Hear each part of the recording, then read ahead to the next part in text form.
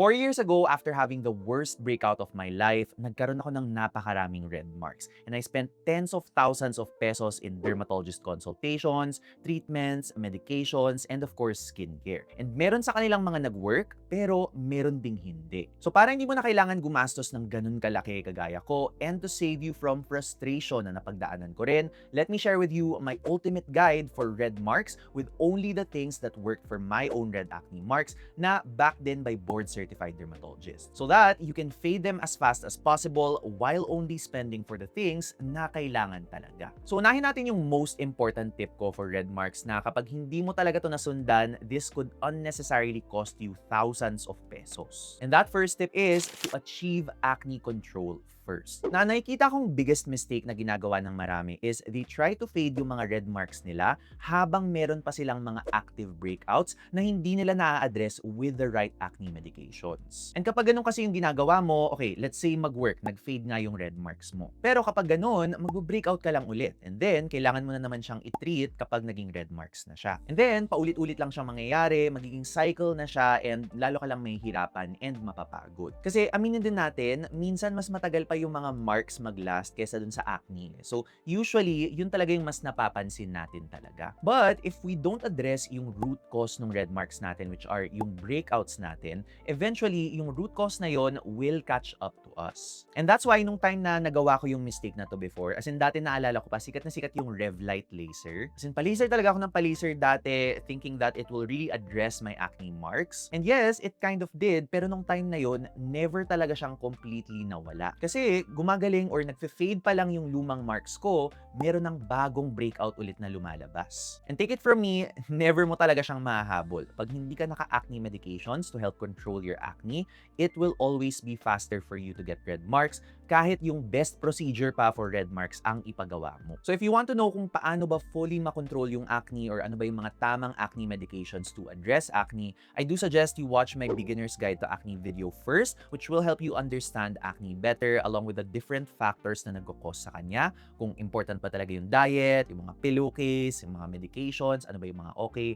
and so on. So lalagay ko yung video dito sa I button, and again guys clarify ko lang, if hindi pa controlled yung acne mo, you're still actively getting a lot of breakouts as in every day or every other day or even every week, then kahit ano pang gawin mo, you won't be able to clear your red marks long term or sustainably or for good. And notice how I'm saying the word control rather than cure, kasi ang totoo talaga niyan, and alam to ng maraming mga acne prone, may mga times talaga na hindi siya may iwasan, biglaan ka na lang talaga magkaka-breakout. Kahit lahat ng tama, ginagawa mo naman. But as long as madalang or not so often ka na lang nagkaka-breakout while you're on your acne medications, parang let's say maybe every 3 to 4 weeks or every month ka na lang nagkaka-breakout, then more or less, pwede na yun. And kapag na-achieve mo na yung acne control na yun, we can now move to our next step that is also required for red marks and non-negotiable din to guys, and this is to use sunscreen daily. So by now, siguro alam na na tong essential step na to ng skincare, kasi talaga sayang lahat ng effort nyo with skincare, yung mga serums nyo, and even yung mga procedures or treatments nyo, sayang din silang lahat if you don't use sunscreen every day. Lalo lang din babagal yung progress mo sa skin concern mo, and actually, baka pa nga hindi mangyari yung pagdating ng results na gusto nyong mangyari. Yung sun exposure kasi, especially sa red marks, even if indirectly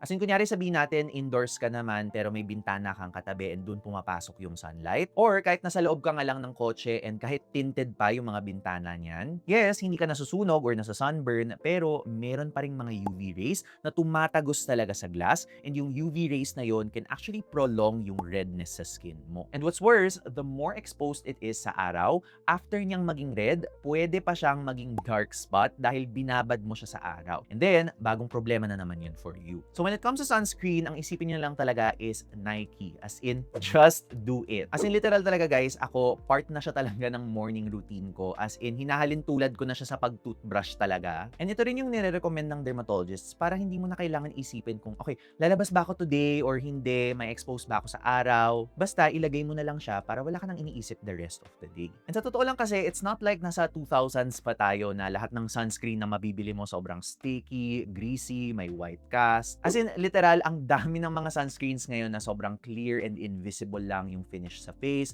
ang bilis pa mag-absorb. As in, sa sobrang lightweight nila, parang wala ka nang nilagay talaga sa face mo or sobrang light lang nung nilagay mo. Sa sunscreen in the 2020s era, technology has really advanced and so has skincare. So, take advantage sana natin yun. So again, if you need recos, maglalagay ako ng video here from before, yung mga favorite sunscreens ko for oily, acne-prone skin, assuming yun yung skin type ninyo kasi nga nagkaka-red marks kayo from acne. And lahat yon under 500 pesos lang. So ilalagay ko siya sa I button. But anyway, once controlled na yung acne mo with the right medications and once habit mo ng mag-sunscreen, now we're talking and ready ka na to look into treatments for your red marks. Now, when it comes to yung mga treatments, I need you to understand two things first. Number one, actually, yung red marks, kahit wala kang gawin, kahit iwan mo lang siya, red marks can actually fade on their own over time. Pero, very, very slowly. And actually, depende pa yan sa skin type mo. Kasi sometimes, yung red marks, pag medyo deeper yung skin tone mo, like for example, moreno, mas hindi siya napapansin kasi medyo mas nagbe-blend siya doon sa skin tone mo. Pero kung medyo fair skin ka like me, mas matagal siya actually i-fade kasi, well, fair yung skin natin eh. Pansin na pansin talaga siya. Alam mo yung expression na parang ang sarap sugatan? Kasi talaga, kitang-kita mo yung sugat na yun. So with treatments, what you guys need to understand is, what we're doing is pinapabilis lang natin yung pag-fade ng red marks on their own. And again, maraming iba't ibang effective ways to help speed up the process of them healing. Pero I will be talking about them starting from the fastest result that you can get to the slowest. And actually, alam na natin yung slowest which is doing nothing and just waiting for it to fade. And then of course, second to the slowest is mag-sunscreen ka, mag-acne medications ka, and then wait for them to fade. Pero at least, kasi yun yung parang medyo bare minimum natin para hindi ka na magka-more na red marks. So, mabagal nga, pero at least, unti-unti din talaga siyang mawawala. And that's why yun din talaga yung bare minimum na sinasabi ko sa inyo. Para at least, moving forward ka pa rin, di ba? But anyway, when it comes to the treatment that will really give you fast results, ito talaga guys, even in my experience, it's true,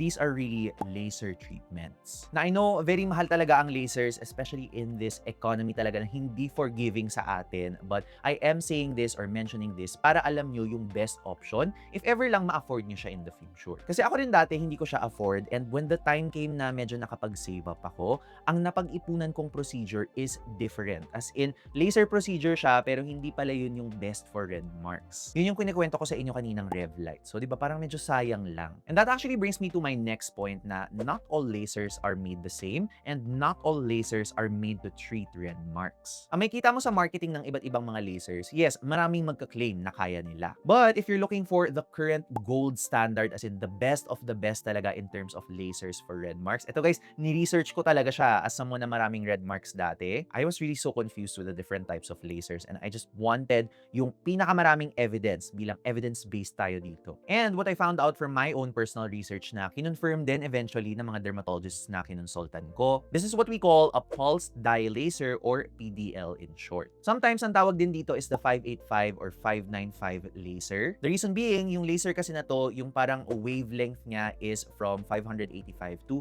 595 nanometers. Now, in my personal experience, ito talaga yung isa sa mga ginawa ko that really was a big factor in eliminating all my red marks from before. Yung brand ng PDL laser na tinake ko before is called V-Beam Laser, and I actually had it done sa Makati. If I remember correctly, ang pangalan ng clinic is Corderm Makati, just in case you're curious. So I personally had 5 to 6 sessions spaced out ng mga 3 to 4 weeks. So technically, parang every month for 6 months. And ang kasama nun guys is yung consistent acne medications and sunscreen ko. And with all of those together na parang consistently kong ginagawa for 6 months, kaya talaga masasabi ko na na-enjoy ko na yung clearer skin that I have today na wala na masyadong red marks. And for those na curious sa price, eto na siya. And again, nire-remind ko kayo, hindi talaga siya mura, okay? But if I do remember correctly, at that time, nasa around 7,000 to 8,000 per session siya. I know, mahal, pinag-ipunan ko talaga yun Pero at least for those na baka gustong pag-ipunan yun, at least you know how much yung parang goal ninyo, di ba? Now, another good and advanced option for lasers is yung tinatawag nating Derma V, which is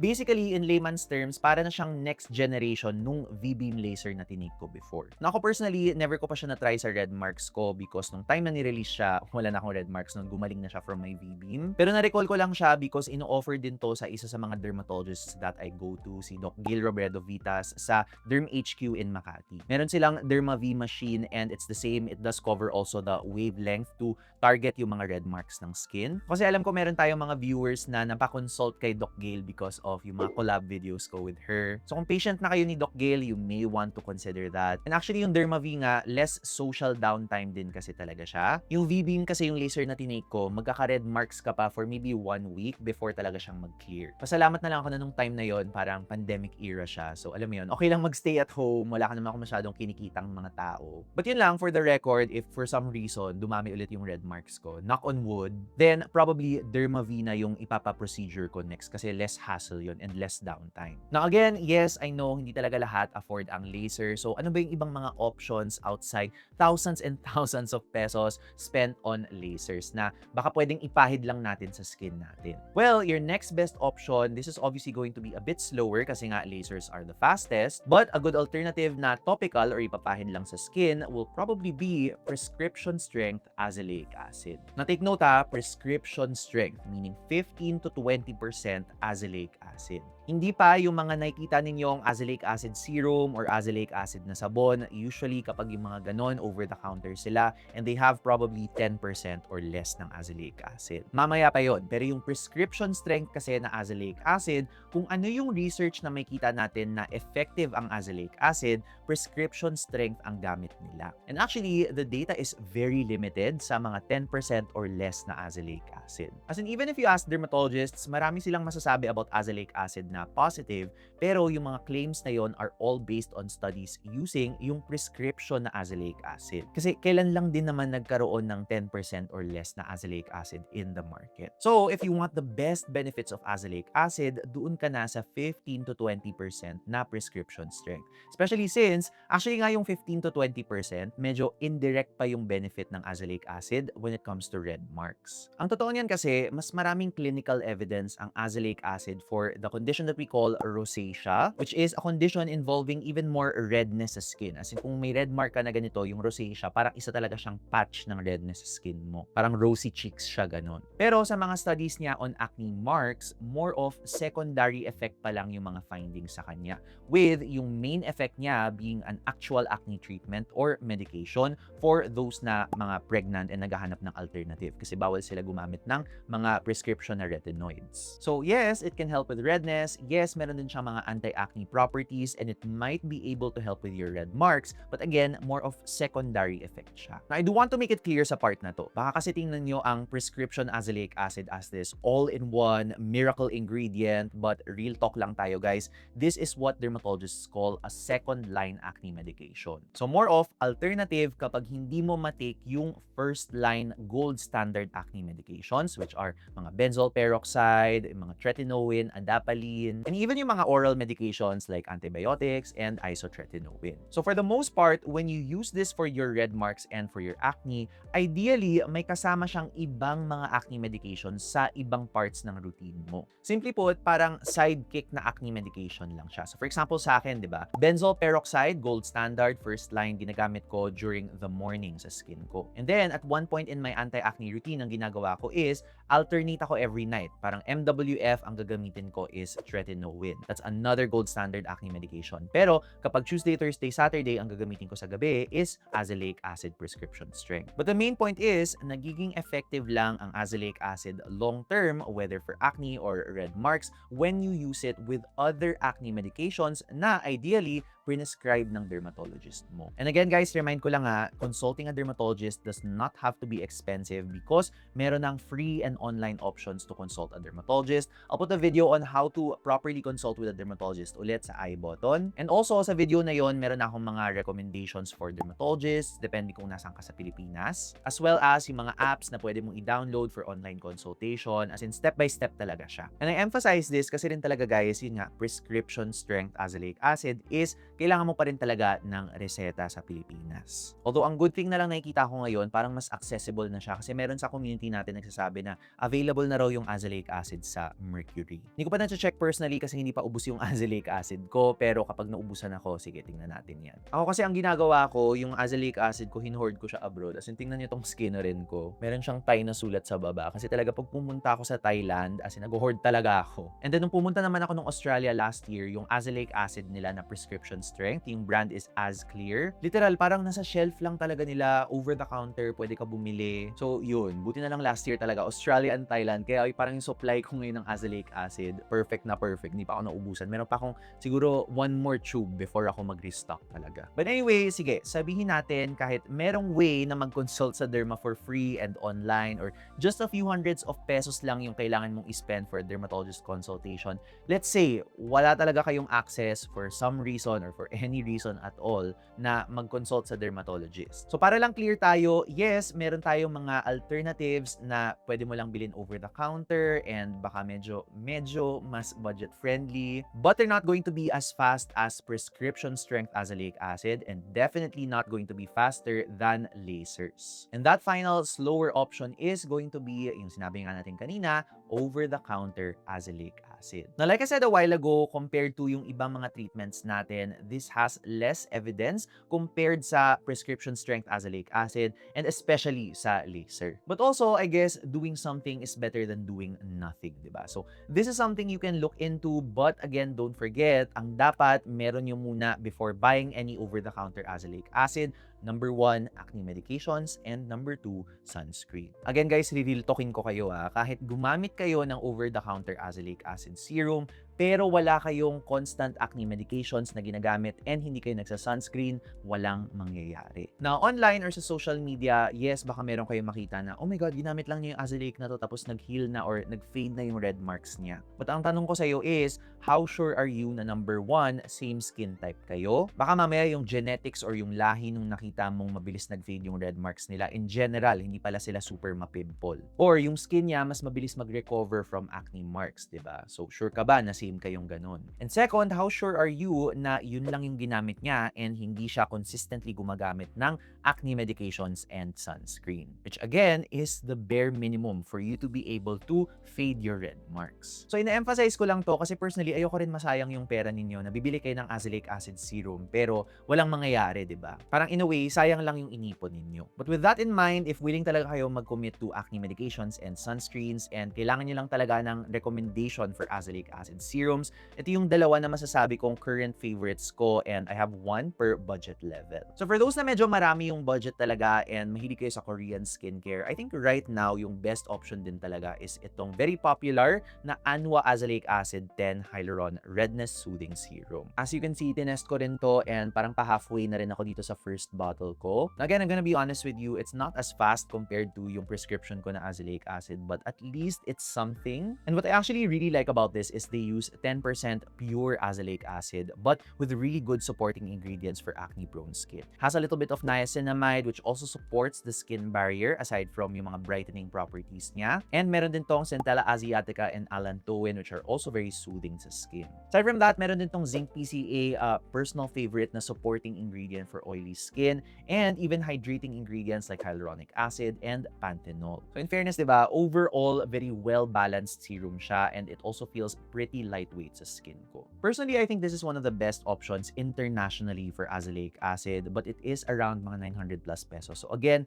not everyone can afford it and dun pumapasok yung next option natin. So ito naman, this is a solid option that I like from one of my favorite local brands, Soul Apothecary. Matagal nilang alam to sa mga matagal nang nanonood ng mga videos ko. This is their Revive Serum. Actually, ito rin yung mas matagal ko nang nagamit, as in masasabi ko almost naka 1 year na ako sa serum na to. And personally, I think sa local skincare na affordable, this might just be the best azelaic acid serum that we have from a local brand. Because ang meron nila dito, it does have 10% azelaic acid derivative, so mas stable siya na azelaic acid. But this one also has 1% salicylic acid, which can also help support yung acne medications ninyo. And especially since meron din siyang mga anti-inflammatory anti-inflammatory properties, nakakatulong din siya sa mga red marks. But aside from that, meron din tong Centella asiatica at a significant percentage that will actually really help soothe the skin. Na ito yung masasabi kong top na local brand talaga, and I like this over other brands kasi siya talaga yung most benefits na makukuha mo ingredients-wise in just one serum. May mga ibang brands kasi na, yes, meron silang azelaic acid serum, pero yun lang yung laman niya, as in azelaic acid lang. Ngayon kasi, in one serum alone, makakakuha ka na ng multiple hero ingredients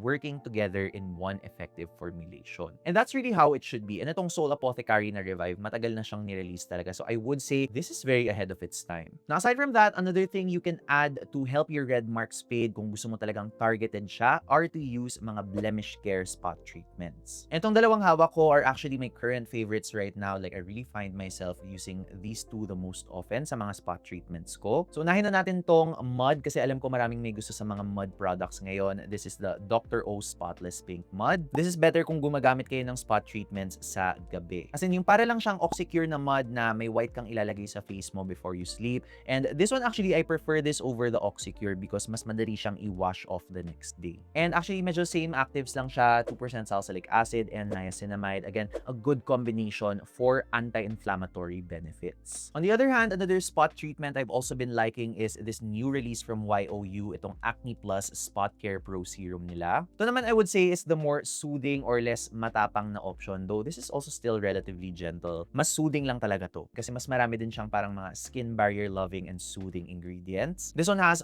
4% niacinamide, which also helps your red mark from becoming a dark spot. In general, very good support ingredient din talaga ang niacinamide for red marks, as well as meron din tong Centella asiatica and a smaller amount of salicylic acid, just enough to get yung anti-inflammatory properties niya. But this one also, surprisingly, it has pionin or pionin. I don't know how you pronounce it, basta Pionin. But it's basically this new ingredient which a lot of spot treatments are starting to use na meron siyang parang support for your acne medications in a sense na they also help eliminate acne-causing bacteria. Now, for those who might be curious, paano ba gamitin yung mga products na to sa isang skincare routine? Basta ang kailangan mo lang malaman when it comes to serums, unahin natin to. Basta after mo mag-cleanse and then before you use your sunscreen, pwede mo nang gamitin to. Ano bang dapat unahin? Yung mga medications mo, yung toner mo, yung moisturizer mo. It really depends on you kung ano yung pinaka-comfortable ka. A lot of people like to do thinnest to thickest. Pwede din yon. So, kunyari, cleanser, toner, serum, and then moisturizer. Pwede yon. Kung medyo mabilis ma-irritate yung skin mo, you can apply a layer of moisturizer first and then i-apply mo to. It's really up to you. Basta remember, after your cleanser and before your sunscreen, kung daytime mo siya gagamitin. Yun lang. Everything else sa gitna, it's really up to you and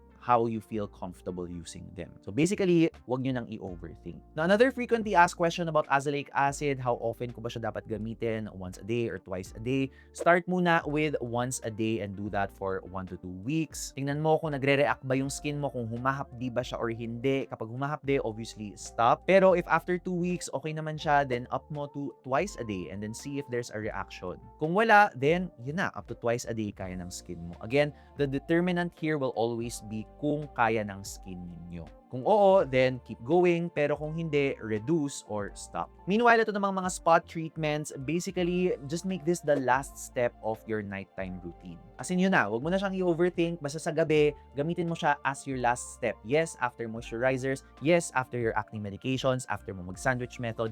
Ito yung gawin mong last step. Para hindi na mahirap. Kasi talaga guys, for the record, wala rin namang evidence na nagsasabing kapag inuna mo yung toner or yung soothing gel mo before your azelaic or your spot treatment na hindi na siya magwo-work. As long as you apply it, consistent kang nag-a-apply, wala ka nang kailangang isiping iba pa. And lastly, my favorite frequently asked question, pwede ba siyang ipagsabay sa retinol, sa vitamin C, sa exfoliant, sa niacinamide, etc. etc. Valid naman if meron kayong ginagamit ng mga ganong ingredients in your other skincare products sa skincare routine ninyo.